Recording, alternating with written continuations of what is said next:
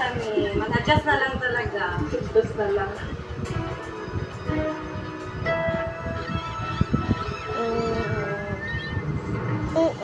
Ang ganitong kaso ng mga lumulubog na isla, hindi lang sa buhon nangyayari, kundi pati na sa iba't ibang panig ng Pilipinas. Kabilang na ang ilang bahagi ng Bulacan, Mindoro, Rojas City sa Capiz, at sa Cotabato City.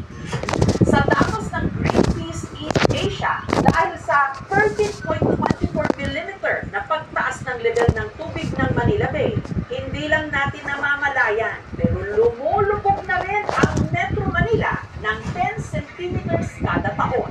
May isang release na bagong report ang isang insurer sa Europe, Pilipinas ang pinaka-vulnerable sa climate change with almost 3% ng GDP na nawawala every year because of climate impact. May report kami that showed na by 2030, napakataas ng chance na mas madali nang mapasukan ng tubig ang Manila dahil sa sea level rise na yun.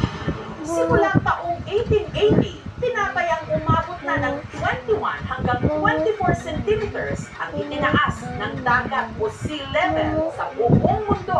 Ayon sa National Aeronautics and Space Administration ng Amerika, tumataas ang dagat sa buong mundo ng 3.4 millimeters kada taon. Katunayan, pati ang kapitbahay nating Indonesia na archipelago rin katulad ng Pilipinas, nakataktang ilipat na ang kanilang kapitolyo mula Jakarta sa Nusantara sa Borneo dahil sa unti-unti ring paglubog ng kanilang kabisera. Normal ang proseso ng pagbago ng klima pero nakikita natin na dahil sa mga ginagawa ng mga tao, na-accelerate nito ang climate change in historical levels.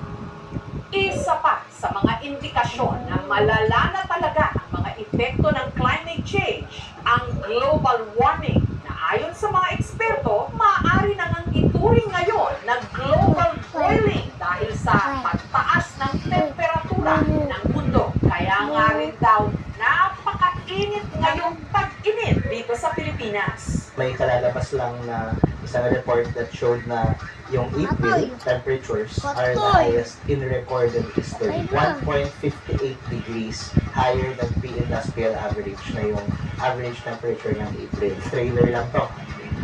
Ano yung mangyayari sa Pilipinas? Magiging mas unpredictable yung mga wet seasons natin, pero yung pinaka-very talaga. Kapag nag-continue tayo sa paano natin pinapatakbo ang mga business natin on fossil fuels at hindi umaba yung carbon emissions natin, we're looking at 365 days of extreme buong taon. Ganun